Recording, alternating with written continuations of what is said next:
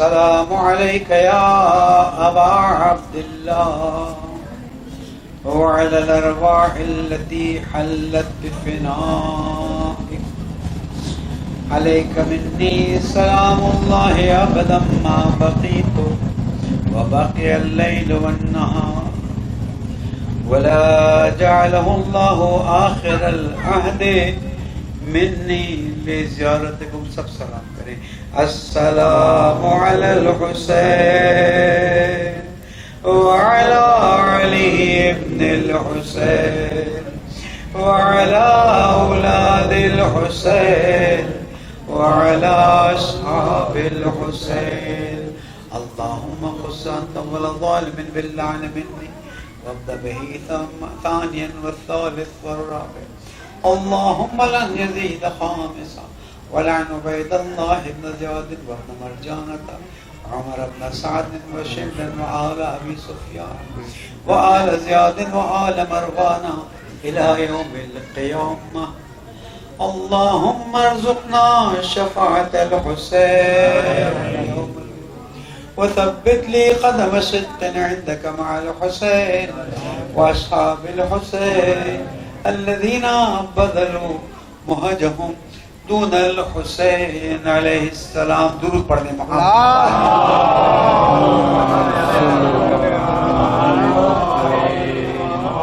قال الله الحكيم في كتابه المبين بسم الله الرحمن الرحيم لقد من الله على المؤمنين إذ بعث فيهم رسولا من أنفسهم يتلو عليهم آياته ويزكيهم ويعلمهم الكتاب والحكمة وإن كانوا من قبل لفي ضلال مبين. صدق الله العلي العظيم وصدق رسوله النبي الكريم. دعاؤں کی قبولی کے لیے، پریشانیوں کی دوری کے لیے، بے گناہ اسیروں کی آزادی کے لیے، جہاں جہاں مومنین ہیں ان کی جان مال آبرو کی حفاظت کے لیے، ہماری نسلوں کی اصلاح کے لیے، ہماری مشکلات کی آسانی کے لیے، ہمارے مرحومین اور شہداء کے درجات کی بلندی کے لیے، علماء کرام، مراجع اعظام، رہبر معظم، قائد محترم جو دین کی خدمت کر رہا ہے ان کی توفیقات میں اضافے کے لیے، ہم سب کی عاقبت بخیری کے لیے اور تعجیل ظہور امام زمانہ. درود پڑھ دیں محمد.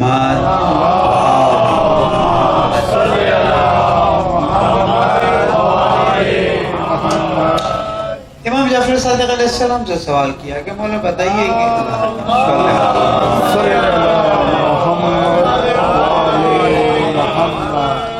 ہمیں کیسے پتہ چلا ہم آپ کے چاہنے والے ہیں؟ آپ کو بھی تو دل میں کبھی کبھی ہوتا ہوا کہ ہمیں کیسے پتہ چلے ہیں امام کو چاہتے ہیں کہ نہیں چاہتے. تھوڑا سا دل میں وسوسہ کبھی کبھار آتا ہے. کوئی نشانی بتاتے ہیں ہمارے جیسا کوئی پہنچے امام کی خدمت میں. انشاءاللہ ہم بھی امام کی خدمت میں پہنچیں اور ان کی خدمت میں پہنچے تو وہ ہمارا استقبال کریں، ہم سے منہ نہ موڑ لیں. کہ اس کے مقامات ہیں جہاں تک پہنچنا ہے، بہت پیچھے رہ گئے ہم. عمر ہماری 50 سال 60 سال 70 سال، پہنچنا میں بہت دور ہوتا ہے. راستے میں ہمیں گھمایا جاتا ہے ہمیں پتہ ہی نہیں چلتا پہنچنا کہاں ہے. اور پھر ایک وقت پتہ چلتا ہے موت آ گئی، اس وقت خیال آتا ہے ارے یہ بھی کرنا تھا یہ بھی کرنا تھا.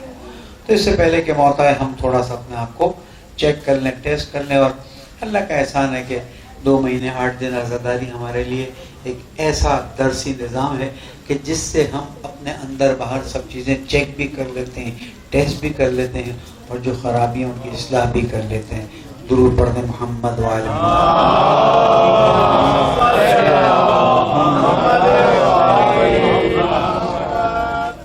تو پوچھا مولا بتائیے کہ ہمیں کیسے پتہ چلے کہ ہم آپ کے چاہنے والے. اس لیے کہ دیکھیں ایمان کی منزل تو اونچی منزل ہے اور اس کے لیے قرآن کے اندر بھی ہے کہ قالت الاعراب آمنا. حضور اکرم کے پاس عرب آئے لگے یا رسول اللہ ہم ایمان لے آئے. اللہ تعالیٰ نے فرمایا ابھی تم ایمان نہیں لائے، تم کہو اسلمنا، ابھی تو اسلام لائے. ایمان اور اسلام میں قرآن نے فرق کر دیا. وَلَمَّا يَدْخُلِ الْإِيمَانُ فِي قُلُوبِكُمْ. ایمان تو بھی تمہارے دلوں میں داخل ہی نہیں ہوا، تم ایمان کہاں سے لے کر آ گئے؟ اس کا مطلب ایمان کی منزل الگ ہے، اسلام کی منزل الگ ہے. تو یہاں پر صرف ہم آپ سے یہ جاننا چاہتے ہیں کہ ہمیں کیسے پتہ چلے ہم آپ کے چاہنے والے ہیں, آپ کو ہم پر شفقت ہے, آپ کے پر محبت ہے. اچھا, یہ رسول اکرم سے لے کر تو تمام اماموں کا ایک طریقہ رہا کہ جب بھی کوئی اس طرح کے سوال کرنا ہے اسے بہت لمبی چوڑی گفتگو نہیں کر سکتے, لیکن تم جاننا چاہتے کہ تم ہمارے چاہنے والے ہو, ہم سے محبت کرنے والے ہو, اسی لیے آیا ہوں, پوچھنا چاہ رہا ہوں کہ دیکھو جب ہماری خوشی کا زمانہ آتا ہے تو تم کیا محسوس کرتے ہو؟ ابھی بھی آپ بھی دیکھ لیجیے کہ آپ کو 15 شعبان کی خبر ملتی ہے تو آپ تیاریاں شروع کر دیتے ہیں. 13 رجب کی خبر رہتی ہے کہ 13 رجب کا چاند نظر آ گیا, او 13 رجب کب ہے, نیاز کرنی ہے, میلاد کرنا ہے, سبھی ایک خوش خود بخود. مولانا نے فرمایا کہ جب تم ہماری خوشی میں دل سے خوشی محسوس کرو اور ہمارے غم میں دل سے غم محسوس کرو. ہم احسان نہیں جتاتے, احسان تو اس کا ہم پر ہے کہ اس نے ہمیں اس دروازے پر لا کے کھڑا کر دیا کہ ان کی خوشی میں خوشی مناتے ہیں, ان کے غم میں غم مناتے ہیں. یہ بہت بڑی فضیلت ہے, بہت بڑی فضیلت ہے. اور اسی فضیلت کو لے کے قبر میں چلے جائیں گے تو انشاءاللہ ہمارا کام آسان ہو جائے گا, مشکل نہیں ہوگا. لیکن خوبصورتی یہ ہے کہ اس فضیلت کے ساتھ اور ایسی فضیلتیں ہمارے ساتھ ہوں کہ فرشتے دیکھیں تو کہیں اچھا اتنا کچھ لے کر آ گیا. اور ہمارے پاس ہے, ایسا نہیں ہے کہ ہم کسی ایسے در پہ چلے گئے جہاں پر ہمیں دیکھنا پڑ رہا ہے کہ بابا یہاں کیا ہے, یہاں پر آیا مودت فی القربہ ہو رہی ہے کہ نہیں ہو رہی ہے. دیکھیں ہم پر کیا چیز واجب کی گئی, قُلْ لَا أَسْأَلُكُمْ عَلَيْهِ أَجْرًا إِلَّا الْمَوَدَّةَ فِي الْقُرْبَى. نماز اپنی جگہ, روزہ اپنی جگہ, یہ سب اپنی جگہ, لیکن اگر مودت فی القربہ نہیں ہے تو سب منہ پہ مار دیا جائے گا.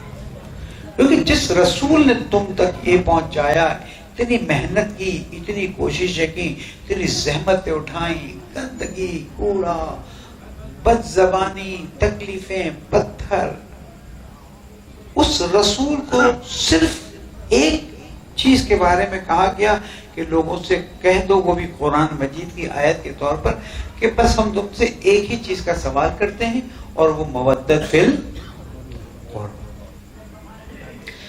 جہاں چلے جائیے, عربوں میں چلے جائیے, عجموں میں چلے جائیے, ان کو بتائیے کہ محرم کا چاند نہیں آتا اور ہم بے چین ہونا شروع ہو جاتے ہیں, اور ربیع الاول کا چاند نہیں اناؤنس ہوتا اور بے چینی اور بڑھ جاتی ہے. پہلی بے چینی ہوتی کہ جلدی محرم آئے, عزاداری شروع کریں. ربیع الاول کا چاند آتا ہے, بس ایام عزا 2 مہینے ختم ہو گئے, اور ایسے چلے جاتے ہیں کہ پتہ ہی نہیں چلتا. اور یہ چیز بتاتی ہے کہ ہمارا اہل بیت علیہ السلام سے رابطہ کتنا مضبوط ہے.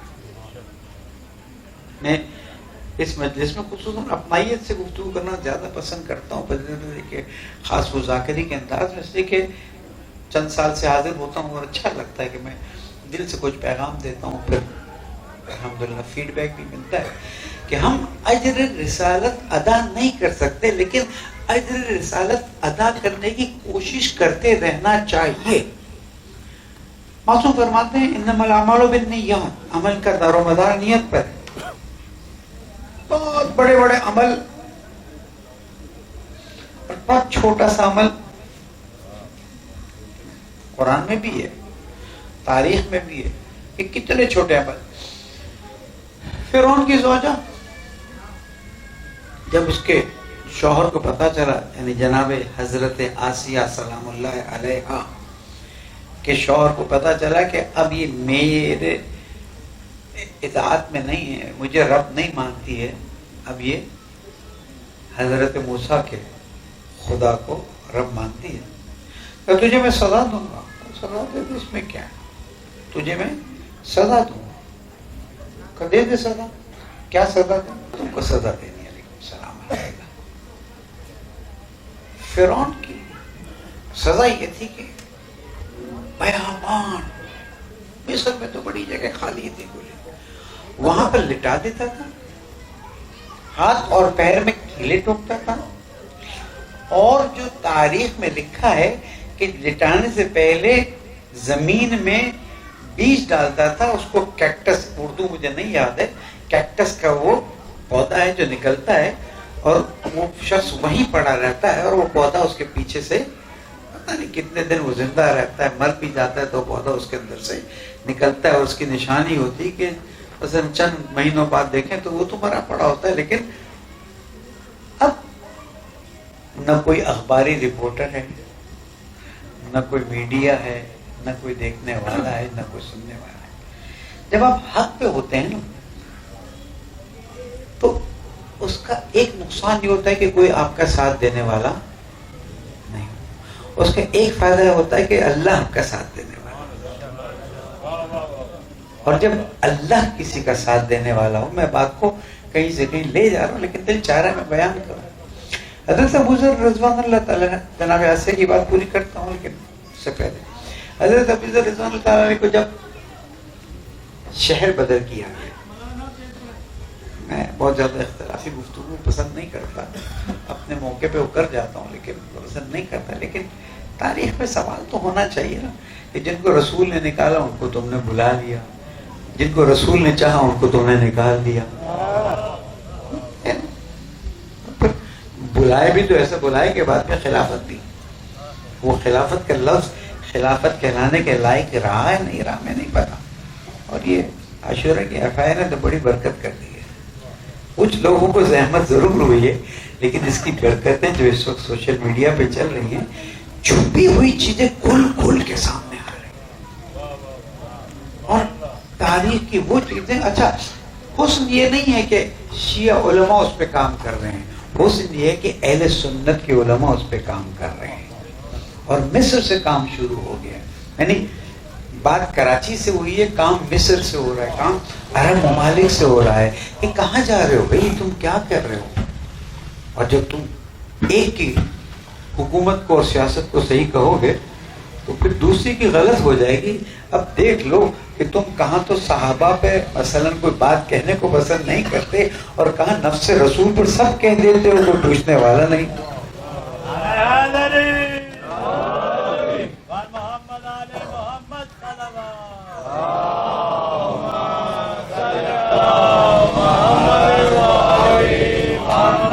مولانا کہنا نفس رسول ہے، کہاں سے نفس رسول ہے؟ قرآن کی روح سے، مباہلہ کی روح سے آئے، مباہلہ میں واضح آپ کو یاد بھی ہے، قُلْ نَدْعُوا أَبْنَاءَنَا وَأَبْنَاءَكُمْ وَنِسَاءَنَا وَنِسَاءَكُمْ وَأَنفُسَنَا وَأَنفُسَكُمْ ثُمَّ نَبْتَهِلْ۔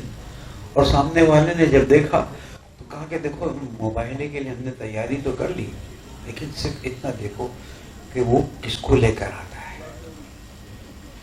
اب امت جو ہے وہ نہیں پہچانتی، یہ بے دین پہچان رہا ہے۔ اپنی کتابیں نہ پڑھیں تو ان کی کتابیں پڑھ کے دیکھیں، اس نے دیکھا کہ یہ کیا ہو رہا ہے، ایک شخص خود، ایک ان کے ساتھ مرد، ایک خاتون، ایک بچہ، انگلی پکڑے بچہ، اس نے کہا تھا کہ دیکھو اگر یہ سب کو لے کر آتا ہے تو تم بھی مباہلہ کرنا، کہیں نہ کہیں تمہیں کام آ جائے گا، اس لیے کہ ان کے پاس انبیاء کی ہڈیاں تھیں، وہ سمجھتے کہ انبیاء کی ہڈیاں رکھ کے دعا مانگیں گے تو یہ سب تباہ ہو جائیں گے۔ ان کو کیا پتا تھا جن انبیاء کی ہڈیاں تم لے کر آئے ان کا سردار آ رہا ہے، ان ہستیوں کو دیکھ رہے ہو جنہوں نے، جن کے نام نے حضرت نوح کی کشتی کو ڈوبنے سے بچایا ہے۔ لیکن یہاں فرق محسوس ہوتا ہے، وہ مسلمان، یہ غیر مسلمان، ان کو سمجھ نہیں آئی، ان کو سمجھ آ گئی۔ تاریخ تھوڑا سا گہرائی کے ساتھ مطالعہ کیجیے۔ ان کو کیا سمجھ آ گئی؟ ان کو سمجھ آ گئی کہ ان کے بڑے نے کہا کہ میں وہ شکلیں دیکھ رہا ہوں کہ اگر انہوں نے ہمارے لیے بد دعا یا لعنت کر دی تو ہماری نسلیں ختم ہو جائیں گی، اور اگر یہ دعا کریں تو ایک پہاڑ، تم کو کیسے پتا چل گیا؟ یہ تو مسلمان ساتھ اٹھتے ہیں بیٹھتے ہیں، رضی اللہ تعالیٰ عنہم ہیں، ان کو نہیں سمجھ آ رہی یہ بات، اس لیے کہ 28 سفر کے بعد آج کے دنوں میں کیا نہیں ہوا، میں تھوڑا دور ہٹ گیا، 28 سفر کے بعد کس کس دروازے پہ؟ کہنے والے نے کہا کاش میں اپنی زندگی میں 3 کام نہیں کرتا۔ کس نے کہا؟ میں نہیں بتاتا، آپ خود ہی ڈھونڈ لیجیے گا۔ کاش میں 3 کام میں کرتا. اس میں تو ایک کام یہ تھا، کاش میں زہرا کے دروازے پر آگ میں لے جاتا. تم ہم سے پوچھتے ہو کہ یہ جھوٹ کہاں سے لے کر آ گئے. میں تم سے پوچھتا ہوں کہ تمہارے ہی اتنے بڑے بزرگ نے یہ کیسے کہہ دیا؟ اگر نہیں لے گئے تھے تو موت کے وقت یہ کیسے کہہ دیا کاش آگ نہیں لے جاتے؟ سوال تو بنتا ہے نا. اگر نہیں لے گئے تھے تو مرتے وقت دیکھیں نا، اگر مثلا میں نے یہاں مجلس کا وعدہ دیا اور میں بغیر کسی وجہ کے نہ ہوں اور پانی فون کرتا رہے، میں بھی جواب نہ دوں، اپنا بیٹا کھانا کھا رہا ہوں، سب کر رہا ہوں، بس دعا تو اس کی لگے گی نا. بھائی ایک بیمار ہو گیا، ارجنسی آ گئی تو مولانا نے بتا دیا کہ نہیں پہنچ سکتا. وہ بھی سمجھتے ہیں کہ مولانا ایسے ایسے کاموں میں پھنسے ہوئے، چلے کوئی بات نہیں، ہماری قسمت، ہم سوز و سلام اور ماتم اور زیارت سے کر لیں گے. ہاں، لیکن میں جان بوجھ کے مجلس نہ پڑھوں اور اس کے بعد موت کے وقت کو کاش وہ ایک مجلس جو میں نے جان کے چھوڑی تھی اور نہ چھوڑتا تو آج مجھے افسوس کیا تھا تو افسوس کر رہا تھا نا، نہیں کیا ہوتا تو افسوس نہیں کرتا تھا. کہاں اب آئیے واپس. تو امت نے اجر رسالت کیا دیا؟ وہ دیا کہ جو تاریخوں میں لکھا ہوا ہے فعلاً میرا موضوع نہیں ہے. پھر واپس پلٹ لیں اپنے موضوع کی طرف. اور موضوع گفتگو کیا تھی کہ جناب آسیہ کو ہاتھ اور پھر، اور اصل نقطہ کیا سمجھا رہا ہوں تاکہ بات اپنی جگہ پر رہے کہ انما الاعمال بالنیات، عمل کا دار و مدار نیت پر ہے. بڑے سے بڑا کام ضائع اور چھوٹے سے چھوٹا کام دنیا میں. کیا کام کیا تھا جناب آسیہ نے؟ جناب آسیہ نے فقط اتنا کیا تھا کہ جب کنگھی نیچے گری تھی تو اس کو اٹھاتے وقت اس نے کہا تھا کہ نام سے اس کے جو موسیٰ کا رب ہے. کوئی نماز نہیں، کوئی ابھی کچھ بھی نہیں آیا، کوئی عبادت نہیں آئی ہے، صرف جملہ کیا ہے؟ نام سے اس کے جو موسیٰ، ہم علیہ السلام کہیں گے اسے کہ نبی ہیں، کا رب ہے. اٹھایا، وہاں خبر پہنچ گئی، جاسوس نے خبر دی، ہاتھ پیر کیل ٹوٹ دی. ایک جملہ اقرار اس بات کا کہ میں اللہ کو مان رہی ہوں، اس کی سزا یہ ہوئی کہ اسے کیلیں ٹھوک کر زمین پر گاڑ دیا گیا. اور جب زمین پر گاڑ کے چھوڑ دیا گیا، اب کوئی سننے والا نہیں ہے لیکن اللہ سن رہا ہے. اور آج جو اللہ تعالیٰ نے ہمارے لیے قرآن مجید بھیجا ہے یا چھوڑا ہے یا رکھا ہے، اس میں یہ جملہ آتا ہے کہ یاد کرو اس وقت کہ جب آسیہ نے یہ دعا کی، زوجہ فرعون نے دعا کی، پالنے والے اس تکلیف کے عوض میں صرف اتنا کرتے، رب ابن لی فی الجنت بیتن، پالنے والے اس کے عوض میں مجھے جنت میں ایک چھوٹا سا گھر دے دے. ہم دیکھ رہے ہیں عمل،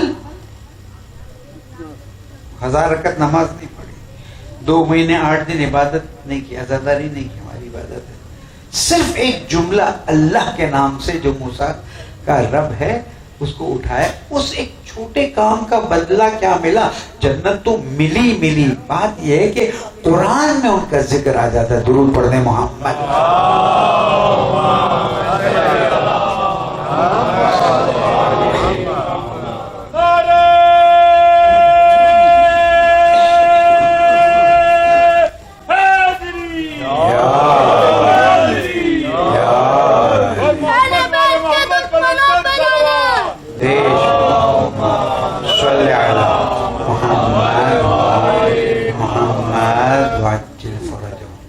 تو ہمیں اس بات کا خیال رکھنا ہے، مجلس چھوٹی ہو مجلس بڑی ہو، مجلس میں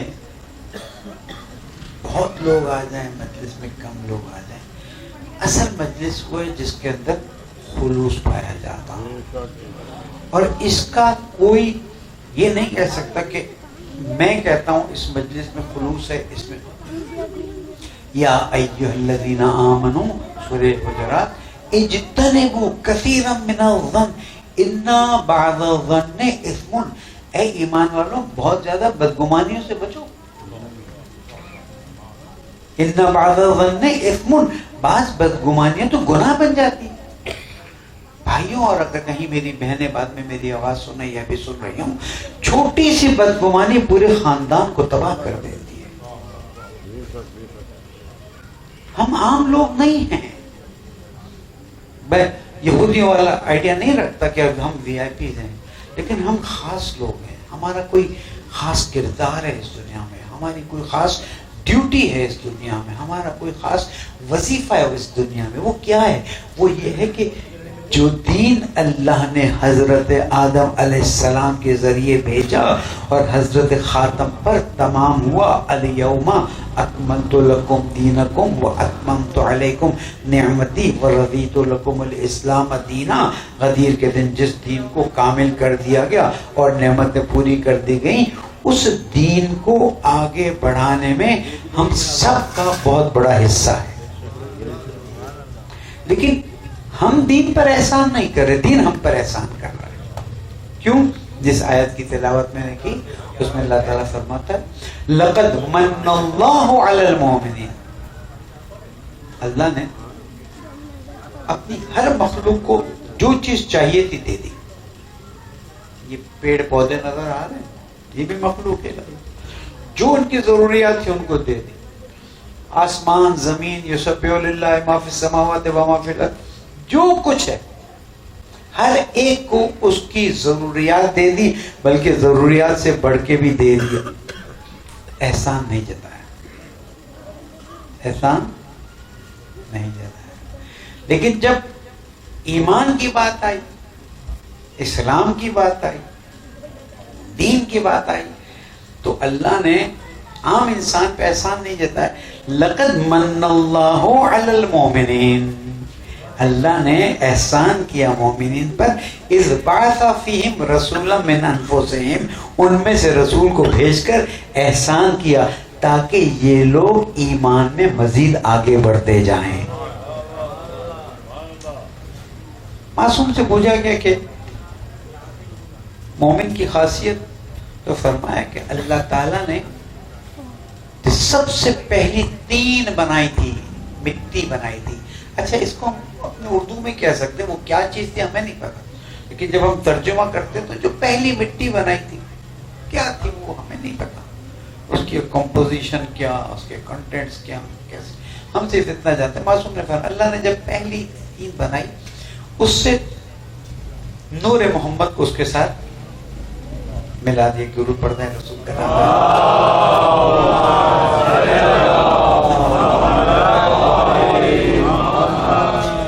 رسول اکرم کے نور کو اس تین کے ساتھ ملا دیا، اس تین کے ذریعے ہمیں بھی خلق کیا، یعنی معصومین علیہ السلام۔ اور اب جو تین بچ گئی تھی، وہ مٹی بچ گئی تھی، ان سے مومنین کو خلق کیا۔ سبحان اللہ، سبحان اللہ۔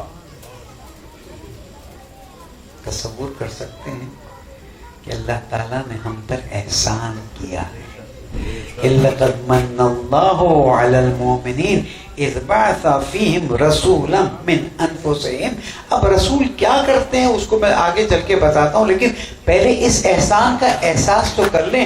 وہ شخص کتنی مشکل میں ہے جو دین سے بہت دور ہے، جس کو دین کا پتہ ہی نہیں ہے، اور وہ کتنا خوش قسمت ہے کہ محرم آتی ہے، عزاداری کے فرض بچ جاتے ہیں، علماء ذاکرین آتے ہیں، اللہ رسول اہل بیت کی باتیں کرتے ہیں، اخلاق کو بہتر بناتے ہیں، آگے بڑھ جاتے ہیں۔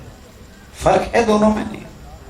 تو اس لیے یہاں پر اللہ تعالیٰ یہ احسان جتا رہا ہے کہ لوگوں دیکھو تم کو میں نے ہر چیز دی، وَآتَاكُمْ كُلَّ مَا سَأَلْتُمُوهُ، قرآن مجید میں اللہ فرماتا ہے جو تم نے مانگا تم کو دیا، میں اس پہ تمہارا حساب کتاب نہیں لوں گا۔ وہ قرآن مجید کی آیت ہے ثُمَّ لَتُسْأَلُنَّ يَوْمَئِذٍ عَنِ النَّعِيمِ، اور قیامت کے دن میں تم سے نعمتوں کے بارے میں سوال کروں گا۔ تو کسی نے معصوم سے پوچھا یہ کون سی نعمتیں ہیں؟ یہ کھانا پینا، اٹھنا بیٹھنا، آکسیجن، الفاظ میں نے مفہوم معصوم کا ہے، آکسیجن ہے، نور ہے، پتہ نہیں کیا کیا نعمتیں ہیں، اس کے بارے میں اللہ سوال کرے گا تو ہم جواب نہیں دے سکتے۔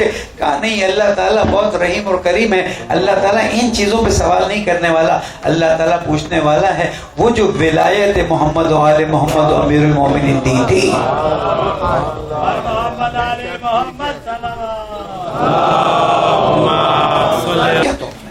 اس ولایت کو برا مت مانیے گا، میں تو یہاں پر اس طرح کی باتوں کو کھل کے کہتا رہا ہوں کہ کیا وہ ولایت صرف میرے لیے نعرے لگانے اور واہ واہ کرنے اور خوش ہونے اور اس کے لیے، یا وہ ولایت گمراہ انسان کو گمراہی سے نکال کر اللہ، رسول اور اہل بیت کی طرف لانے کی ولایت ہے؟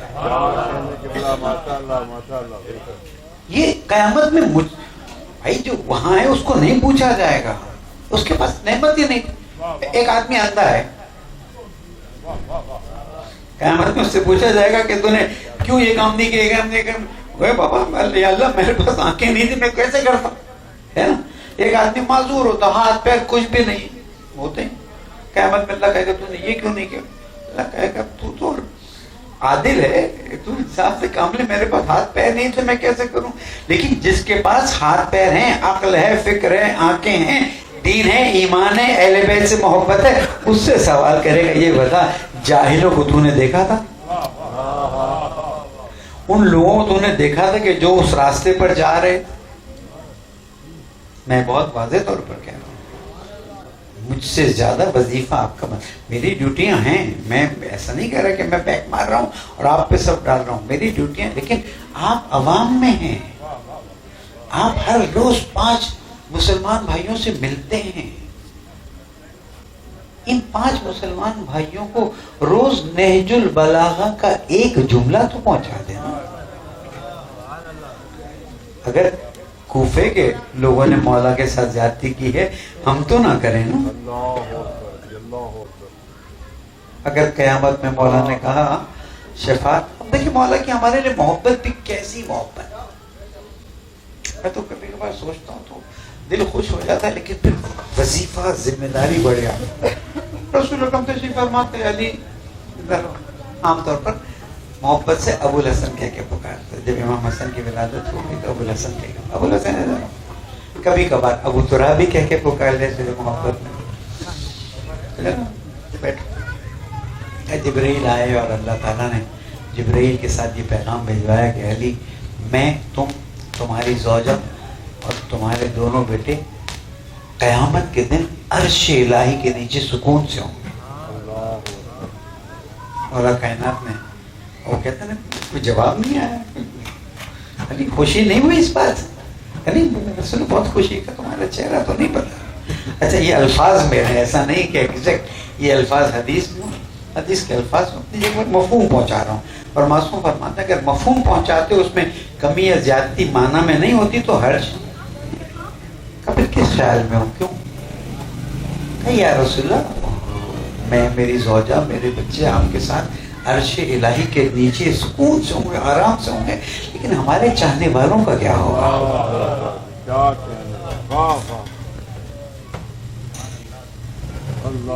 جب میں نے یہ پڑھا اس وقت سے میرا دماغ ہل گیا، میرا دل پریشان ہو گیا کہ وہ تو ہماری اتنی فکر کرتے ہیں،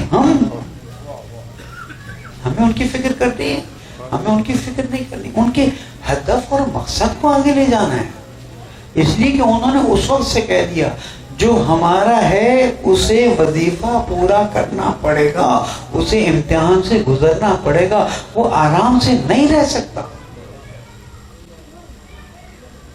دیکھیے جو چاہت زیادہ دکھا، ماں باپ میں بھی ہے، ماں باپ جس بچے سے چاہت زیادہ دکھاتے ہیں اس سے توقع بھی تو زیادہ ہوتی ہے نا۔ تو اگر ہم بجائے اس کے کہ اپنے ماحول کو کڑوا کریں، بجائے اس کے کہ اپنے ماحول کو زہرین کرتے جائیں، ہم اپنے ماحول کو خوشبودار، خود معصوم فرماتے ہیں لوگوں ہمارے کلام کو لوگوں تک پہنچا دو، ہمارے کلام کی خوشبو انہیں ہم تک کھینچ لائے گی۔ آپ صرف اس سال اتنا عہد کر لیں کہ میں ہر روز ایک قول مولا کائنات تک چند لوگوں تک پہنچا دوں گا۔ یہ چھوٹا کام نہیں ہے، توفیق چاہیے، لیکن اگر کر لیا تو پیغام بہت دور دور تک پہنچے گا۔ تو اللہ تعالیٰ نے میں نے تم پہ احسان کیا ہے، کس پہ احسان کیا ہے؟ ایمان والے، لقد من اللہ علی المؤمنین اذ بعث فیہم رسولا من انفسہم، ان میں سے رسول کو بھیجا یتلو علیہم آیاتہ، اب وہ رسول کیا کرتے ہیں؟ اللہ تعالیٰ کی جو کائنات میں نشانیاں ان کو بیان کرتے ہیں۔ کیوں بیان کرتے ہیں؟ کیا ہے؟ ایک اس کا ترجمہ یہ بھی ہوتا ہے کہ قرآن کی آیات کو بیان کرتے ہیں، ایک ترجمہ ہے۔ لیکن جب وسیع تر ہم دیکھتے ہیں نا تو وَمِنْ آیَاتِهِ أَنْ خَلَقَ لَكُم مَا فِي السَّمَاوَاتِ وَمَا فِي الْأَرْضِ، اللہ کی نشانیوں میں سے ہے جو کچھ آسمان میں جو کچھ زمین میں تمہارے لیے میں نے خلق کر دیا۔ تو آیات وہ قرآنی آیات بھی ہیں، اور آیات یہ پتے، یہ پھول، یہ جو کچھ کائنات میں ہے جس سے اللہ کی عظمت کا انسان احساس کر سکے، وہ اللہ کی نشانی ہے۔ اب اللہ فرماتا ہے لقد من اللہ علی المؤمنین اذ بعث فیہم رسولا من انفسہم یتلو علیہم آیاتہ، اللہ کی نشانیوں کو بیان فرماتے۔ جب اللہ کی عظمت کو بیان کرتے تو انسان جب کسی بڑے کو دیکھتا ہے تو اس کے سامنے جھک جاتا ہے، طاقت کر کے۔ کوئی بڑی پنجیروں میں آتا ہے اور اپنی طاقت دکھاتا ہے، کوئی 4 فوجیوں کے ساتھ آتا ہے۔ طاقت دکھانے کا یہی طریقہ ہوتا ہے نا۔ اگر طاقت دکھانے کے یہ طریقے نہ ہو تو کوئی دوسرے سے امپریس نہ ہو۔ یہ تو اللہ کے رسولوں کا یہ بیان تھا، یہ طریقہ تھا کہ جب اللہ تعالیٰ نے حضرت موسیٰ سے کہا اذهب الى فرعون انه طغى، موسیٰ اٹھو بھائی، وہ فرعون نے جو ہے نا کہہ دیا انا ربکم الاعلی، تو اب حضرت موسیٰ کہہ سکتے ہیں پالنے والے، اس کے پاس فوج ہے، اس کے پاس سونا ہے، اس کے پاس طاقت ہے، اس کے پاس محل ہے، اس کے پاس پتہ نہیں کیا ہے کیا نہیں ہے، مجھے بھی دے تو میں جاؤں۔ نہیں، رب اشرح لی صدری، بس تو ایسا کرتے میرے دل کو کشادہ کرتے۔ وہ برا کہے گا میں برا نہ مانوں۔ تبلیغ پہ نکلنے والے کے لیے اصول بیان کیے جا رہے ہیں کہ جب تبلیغ کے لیے نکلو تو پہلے تم دعا کر لو رب اشرح لی صدری، اس لیے کہ جب تم بات کرو گے تو پہلے سامنے والا حملہ کرے گا، اس حملے کو برداشت کرو۔ ویسر لی امری، جس میں بڑے کام کے لیے جا رہا ہوں اس کو آسان کر رہے، واحلل عقدۃ من لسانی، میری زبان کو فصیح کر دے، کھول دے، تاکہ میں اس کے سامنے کھل کے بیان کروں اور اس کے مال و متاع سے امپریس نہ ہوں۔ اور یہی ہوا جب وہاں داخل ہوئے، کون ہے؟ موسیٰ ہے۔ او ہو موسیٰ اس طرف آؤ، بلا لیا، حال دیکھا تو وہی سادے سادے کپڑے کا، بالکل بعض جگہ سے تو تھوڑے بہت کہا بھائی کچھ پیسے ویسے لاؤ، ان کو دیں جائیں کپڑے وپڑے، پیسے ایسے کی ضرورت نہیں ہے، ہم تم کو اللہ کا پیغام دینے۔ اب کیا ہوتا ہے بڑے انسان کے سامنے انسان گھبرا جاتا ہے تھوڑا، اللہ کا نبی ہے نا، اللہ نے فرشتوں سے اس کی مدد کی ہوئی، اپنا پیغام دے دیا، سب کچھ بیان کر دیا۔ پھر جو واقعات ہوئے تو بڑے کے سامنے لوگ جھک جاتے ہیں۔ آج پوسٹ ملی لوگ جھک گئے، کل پوسٹ چلی گئی لوگ جھکنا بند ہو گئے۔ تو اللہ سبحانہ وتعالیٰ نے انبیاء کو بھیجا تاکہ انبیاء لوگوں کو بتائے کہ یہ جو ساری چیزیں خلق کی گئی وہ اللہ نے خلق کی ہے۔ اور اسی لیے کہا گیا ہے کہ جب بھی کائنات میں اللہ کی کسی خلقت کو دیکھ کر تم کو احساس ہو سبحان اللہ، اللہ کی کیا خلقت ہے، تو ایک مرتبہ اللہ کی تعریف کر دو، اللہ کو یہ چیز بہت پسند آتی ہے۔ ایک جگہ میں نے مثال دی تھی، ایک درود اور پڑھ دیں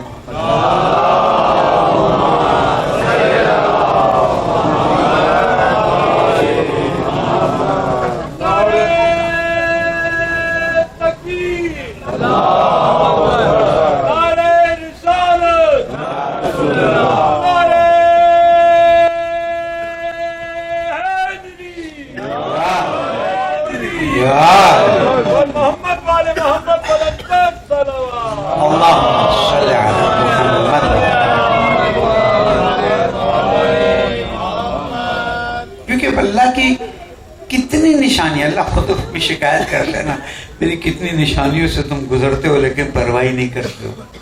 آج ایک چھوٹی سی نشانی روز ہاتھ میں آتی ہے، آج کل کو سیزن بھی ہے، انگور کا سیزن چل رہا ہے، ہاں بس جب انگور کھانے بیٹھے نا کئی بار وہ مولوی نے ایک بات کہی، اور وہ بات یہ کہ صرف انگور کے گوشے کو دیکھیے گا، صرف اٹھا کے دیکھیے گا کس طرح سے انگور کے اندر سارا کچھ آ گیا، کہیں نظر بھی نہیں آیا۔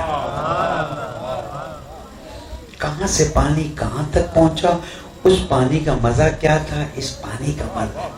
یہ جو آپ نے واہ کہی نا، ہر واہ میں ایک عبادت ہے.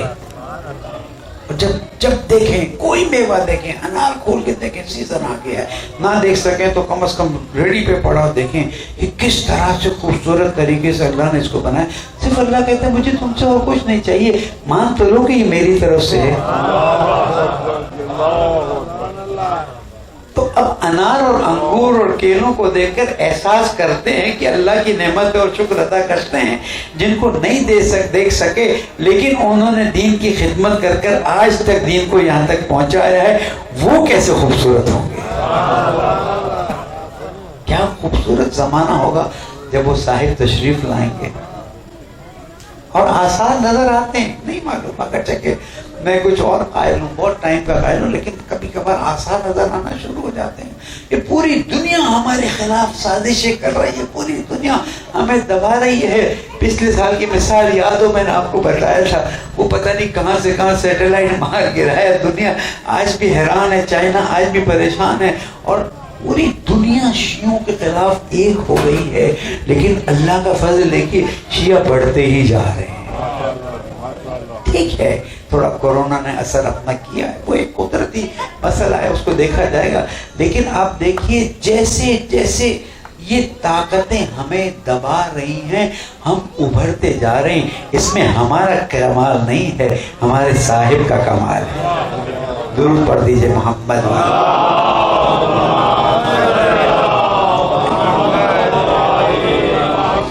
تو اللہ کی اس نشانی کو دیکھیں جو آپ کے سامنے ہے، اور اس نشانی کو یاد کریں جو غیبت میں ہے، تاکہ ایمان بڑھانا ہے اور کچھ بھی نہیں کرنا ہے. اور جو ایمان بڑھتا جائے گا دنیا کی تکلیفیں شیرینی میں تبدیل ہو جائیں گی. قدرت کا ایک طریقہ کار ہے. سخت سے سخت کام کرنے والے کو اگر اس کام میں لذت ملتی ہے تو اسے پتہ ہی نہیں چلتا ہے. مجلس میں کبھی کبھار آپ گھنٹوں بیٹھ جاتے ہیں، پھر کہتے ہیں اچھا 2 گھنٹے کی مجلس ہو گئی، ہمیں پتہ ہی نہیں چلا. مثال کیوں؟ اس لیے کہ انسان اتنا اس میں محو ہو جاتا ہے کہ اس کی توجہ نہیں رہتی. تو نعمتوں میں جب آپ محو ہوں وہاں پر اللہ کو یاد رکھیے، اس لیے کہ اللہ تعالیٰ کہتا ہے کہ جیسے جیسے میری نعمت پر تم شکر کرتے جاؤ گے اب میں تمہاری نعمت کو بڑھاتا جاؤں گا. وفات الجنہ کھولیے گا، اس میں مناجات 15 مناجات ہیں. چوتھے امام علیہ السلام کی اس میں ایک مناجات ہے، مناجات شاکرین. مجھے میرا اندازہ ہے مکہ، لیکن تھوڑی سی گفتگو عرض کر کے چلوں آگے. مناجات شاکرین، مناجات شاکرین میں پاسوں کیا فرماتے کہ پالنے والے تیری نعمتیں اتنی مجھ پر آتی گئیں کہ میں ان نعمتوں میں گم ہو گیا اور تیرا شکر کرنا ہی بھول گیا. دیکھ رہے ہیں؟ اور پالنے والے میں کیسے تیرا شکر ادا کر سکتا ہوں جبکہ ہر نعمت پر شکر کے لیے تیری کتنی نعمتوں کو استعمال کرنا پڑ رہا ہے. اور کیجئے میں ایک شکرن للہ ہوں، کتنے لفظ زبان کیا کیا کیا. تو صرف اپنی زندگی کا ایک اصول بنا لیجئے کہ جہاں اللہ کی کوئی نعمت دیکھیں، جہاں اللہ کی کوئی نشانی دیکھیں، وہاں پر ایک مرتبہ سبحان اللہ ضرور کہہ دیں. آج سے اگلے سال زندگی رہی اور آ کے کہیے کہ مولانا اس سبحان اللہ نے ہماری زندگی کو بدل دیا. نمک، آٹے میں نمک کتنا ہوتا ہے؟ آپ کی زندگی میں جہاں یہ سبحان اللہ انکریز ہو گیا وہاں پر اللہ کی معرفت بڑھتی جائے گی، وہاں پر معصومین کی معرفت بڑھتی جائے گی، وہاں دین کی معرفت بڑھتی جائے گی، اور آہستہ آہستہ آخرت کی طرف جانے کی لذت محسوس کریں گے. یہ ہمارے میں ہے، دوسروں میں نہیں ہو سکتا. کیوں؟ اس لیے کہ آیا ہے کہ جب مومن کی موت آتی ہے تو اہل بیت علیہ السلام اس کے پاس تشریف لاتے ہیں. چھوٹی بات نہیں ہے. اہل بیت علیہ السلام اس کے پاس تشریف لاتے ہیں. کیوں؟ بھئی پوری زندگی محبت کا اظہار کرتا رہا ہے، جب اس کا وقت آئے. آپ کے یہاں کیا ہوتا ہے؟ ایک دوست مہینوں نہیں گئے، اس کو بیمار ہوا، چل ایک تھوڑی دیر کے لیے آتے ہیں. انتقالوں کے جنازے میں پہنچتے ہیں، دوست ہے، رشتہ دار ہے، جاننے والا ہے، جاتے ہیں نہیں جاتے ہیں. ہم بھی کوشش کرتے ہیں تو جس طرح ہم کرتے ہیں اسی طرح سے اہل بیت علیہ السلام معصوم فرماتے ہیں کہ پنجتن مومن کی روح قبض کرنے کے وقت اس کے سرانے تشریف لاتے ہیں، اور اس کے بعد مولا فرماتے ہیں یا رسول اللہ تو چاہنے والا ہے. کب کہیں گے یہ؟ جب چاہنے والا اپنے چاہت کا اظہار کرتا ہوگا نا، جب دن رات اس کی زندگی میں وہ چاہت کا اظہار ہوگا نا. جس سے آپ محبت کرتے ہیں، مجھے معلوم ہے میرے الفاظ سخت ہیں لیکن میں تو بیان کروں گا، جس سے آپ محبت کرتے ہیں یا جس کا آپ احترام کرتے ہیں، کم از کم کوشش کریں گے اس کے سامنے وہ کام نہ کریں جو اس سے ناپسند ہے. تو اللہ کو جو کام ناپسند ہے وہ چھوڑ دیں، رسول کو جو کام ناپسند ہے چھوڑ دیں، اہل بیت کو جو کام ناپسند ہے چھوڑ دیں. آپ اپنی زندگی کو نورانی ہوتے دیکھیں گے. کچھ مشکل نہیں ہے، کوئی مشکل نہیں ہے. دنیا کے قانون کو فالو کرنا آسان ہے، رسول کے قانون کو کیا فالو کرنا مشکل ہے؟ جبکہ قرآن میں اللہ تعالیٰ فرماتا ہے کہ میں نے تمہارے لیے آسانی چاہیے، مشکل نہیں چاہیے. بس یہی پیغام دینا ہے کہ اہل بیت علیہ السلام سے محبت کا اظہار کیجئے، اور موت کے وقت سب سے پہلا آپ کے لیے مرحلہ ہوگا جب اہل بیت تشریف لائیں گے. مولا کائنات فرمائیں گے یا رسول اللہ چاہنے والا ہے، اور رسول اکرم ملک الموت سے کہیں گے، اس لیے کہ وہاں پر مولا کائنات ڈائریکٹ ملک الموت سے نہیں کہہ سکتے. رسول اللہ فرمائیں گے اے ملک الموت یہ ہمارا چاہنے والا ہے، اس کا خیال کرنا. ملک الموت جنت کی طرف جاتا ہے، وہاں سے پھول لے کر آتا ہے، اس مومن کو پھول سنگاتا ہے، اس کی روح قبض ہو جاتی ہے. یہ تو وہ چیزیں جو ہمیں اہل بیت نے بتا دی ہمارے لیے ممکن ہے. لیکن آج سے لے کر آئندہ سال اس دن تک اپنے آپ کو دیکھیے کہ کتنا اللہ سے نزدیک کیا، کتنا رسول سے نزدیک کیا. اس لیے کہ اللہ نے ہمیں دین سے نواز دیا ہے، اہل بیت کی محبت سے نواز دیا ہے، ان کے دروازے پر لا کر کھڑا کر دیا ہے. اور چھوٹی سی بات کہتا ہوں، اگر اس وقت آپ کو مجلس کے بعد کوئی کہے کہ کل صبح کربلا جانا ہے، میں یقین سے کہتا ہوں کوئی ایسا نہیں ہوگا جو کہے گا نہیں میں کل کربلا نہیں جا سکتا، میرا کام ہے. یہاں سے باہر نکلی کسی نے کہا کل کربلا جانا ہے، سر پر پیر رکھ کر تیار ہو جائیں گے. کیوں تیار ہو جائیں گے؟ اس لیے کہ دل ہمارا وہاں پر ہے، ہماری روح وہاں پر ہے، ہم یہاں پر ہیں. اور امام علیہ السلام بھی ہمیں یاد کرتے ہیں، اسی لیے کہا گیا اگر تم نہیں آ سکو نا، ایسا نہیں جا سکے، اپنا رابطہ امام سے قائم رکھو. اور کیسے قائم رکھو؟ کچھ بھی نہیں. نماز کے بعد قبلہ رخ 3 مرتبہ انگلی سے اشارہ کریں، صلی اللہ علیہ یا ابا عبداللہ، صلی اللہ علیہ یا ابا عبداللہ، صلی اللہ علیہ یا ابا. جو آپ نے 3 بار کہا کیونکہ وہ مردہ نہیں ہے، وہ زندہ ہیں، جواب دیتے ہیں. جو سنے گا سلام کو اس کا جواب دینا لازمی ہے کہ نہیں ہے؟ واجب ہے. امام تو واجب کو نہیں چھوڑ سکتے. بس فرق یہ ہے صرف زبان سے نہ ہو، دل سے ہو. جب آپ دل سے یاد کرتے ہیں تو وہاں سے بھی جواب آتا ہے میرے چاہنے والے تو نے مجھے یاد کیا، میں بھی تجھے نہیں بلاؤں. اسی لیے امام رضا علیہ السلام کا قول مصائب میں داخل نظر دور